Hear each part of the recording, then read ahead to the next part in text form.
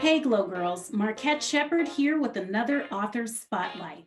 Today, I'm so excited to introduce you to Cheryl Gray Hines. She's an executive and leadership coach and the author of the new book, In Support of Myself, A Woman's Guide to Asking for and Accepting Help from Others. Ms. Hines, welcome to Glowstream TV. Thank you. It's a pleasure to be here today. Well, so many women, working women and mothers, we are so busy doing things for other people that we sometimes fail to realize we need to do things for ourselves. Can you tell me about the importance of asking for and then recognizing when we need to accept help from other people? Well, one of the things that I have often seen is women pouring themselves out in all areas of their lives, personally, professionally, in terms of giving into their communities, and they leave themselves out of the equation. And so asking for and accepting help from others is truly important. One of the things that I often refer to is the handler syndrome that women can fall into, where that, yes, I can do that. No, I don't need any help. I've got it. Don't worry about it. I can handle it. And so we take on far more than we can actually handle or handle well without depleting, exhausting ourselves, or sometimes feeling like I don't have anything left to give and still have to give. So it's important to be in support of yourself and to ask others for help because of that. You also say it's important that you should make the most of what's important right now. What is important? There are so many changes in the world right now. I feel like we're all having to reprioritize our lives. Well, in terms of looking at what's important right now in our lives, there are different priorities at different times of our lives. And there are often external kinds of pressures that tell us we need to do this, or we need to do that, or we're looking at what others are doing and perceiving that we should be, pursuing the same things they are. When in fact, we need to step back and take a look at what is going on in our lives. What is this stage and phase that I'm in? So for instance, as a young career person, you may want to really focus on your career and to the exclusion of other things, being involved in too many other or external organizations. As a new parent, there may be a ramping down of all of those extra projects that you may do at work, and instead focusing and making sure you have some time for that. New relationships, there are times where we have to prioritize. Well, am I going to pursue that path with my career to accomplish something, or am I going to roll back and focus? I love this quote by Ruth Gator Ginsburg and Bader Ginsburg, and it is, you can have it all, just not at the same time. And so we have to realize it is important for us to be clear about what during this juncture, this season of our lives is most important. So we can focus it, we can give it most of our energies, and then determine what other things can we also have added on our plate. So again, if we have focus, we're clear about why we're focusing in that particular area for this period of time. It enables us to just manage our time, manage our energy, and be more fulfilled with whatever it is that is going on in our lives during that time. I am so glad you said that because I remember a time in grad school when a professor was celebrating a student for being pregnant, having the baby, and then being in class the next day and turning in all of her assignments on time. And then at the beginning of the pandemic, there was a human resources manager who was celebrating a woman, a single mother who found a babysitter in the midst of the shutdown and managed to make it to work every day. And I'm thinking, should we really be celebrating that? I'm squinting my eyes thinking, as a society, we put too much pressure on women. And isn't it time for women to set their own goals, talk about their own needs, and not uphold the values and the pressure of someone else? Absolutely. I mean, very often we will see women and it seems as if they have it all and they're doing it all. However, it does come at a cost. You know, we as women, unfortunately, can sometimes put on facades as if everything is okay, as if there are no issues, there are no problems, and we are handling it well. Meanwhile, when you get back home behind a closed door, you're crumbling, or you are, you know, you're in emotional upheaval, or you are short with others around you who, you know, the external world isn't seeing because of all that you're trying to take on. Or we recognize that there are significant parts or aspects of our lives that we're missing out on because of all of the things that we have on our plates and that we're trying to address and trying to handle.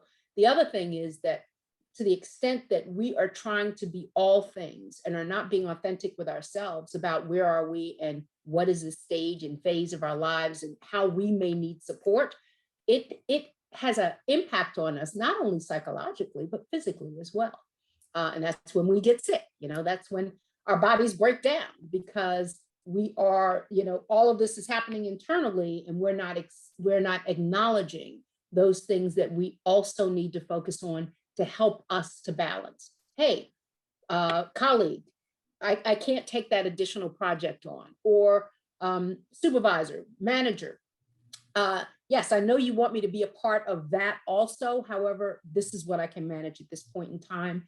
And this is what I need, or this is how I need support from you. Or there isn't room on this plate to add anything else unless we prioritize and look at what else do we need to take off and having them be a part of that solution, a part of assisting with that. And that goes as well for it in our home lives, right? You know, we're trying to take on and do so many things without the assistance or the help of those in our household, maybe our children, or reaching out to a friend who's like, girl, I see what you're going through. I know what's going on. Can I help you? No, I have it. No, you don't have it.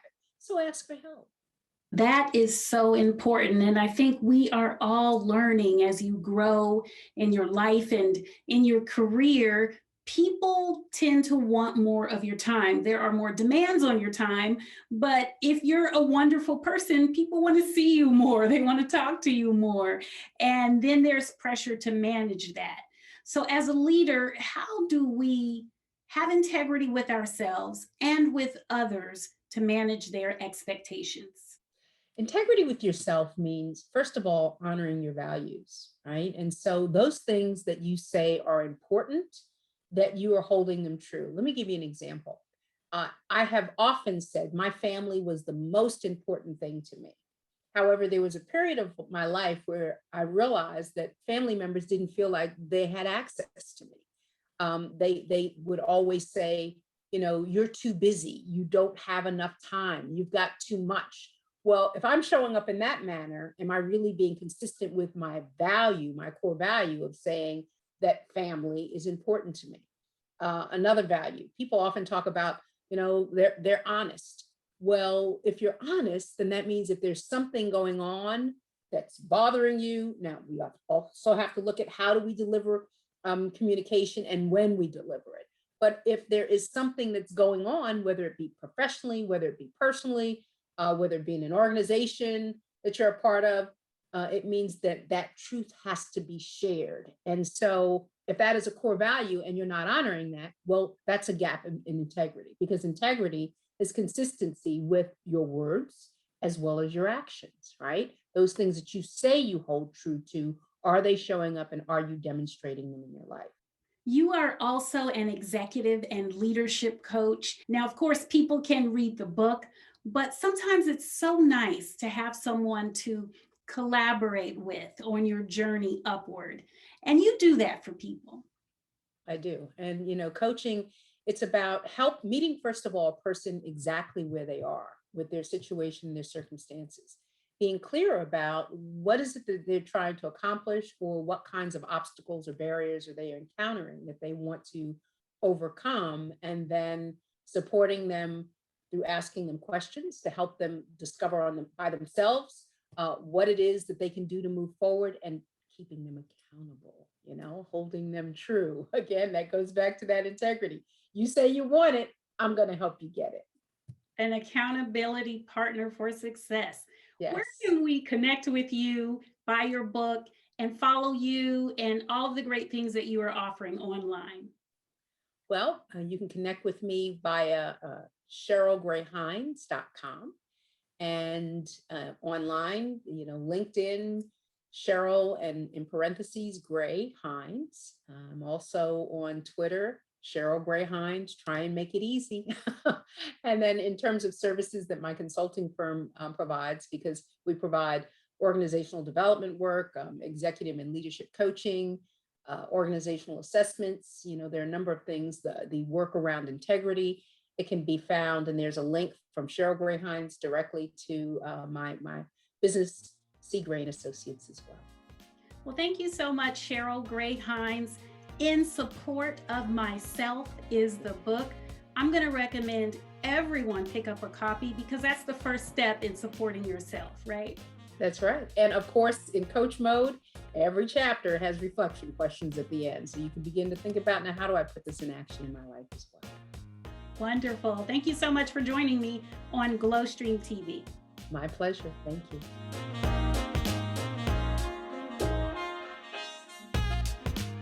To have your product, service, or business featured as one of the Glow brands, contact us at info@glowstreamtv.com. And don't forget to follow, like, and subscribe to our social media channels at Glowstream TV.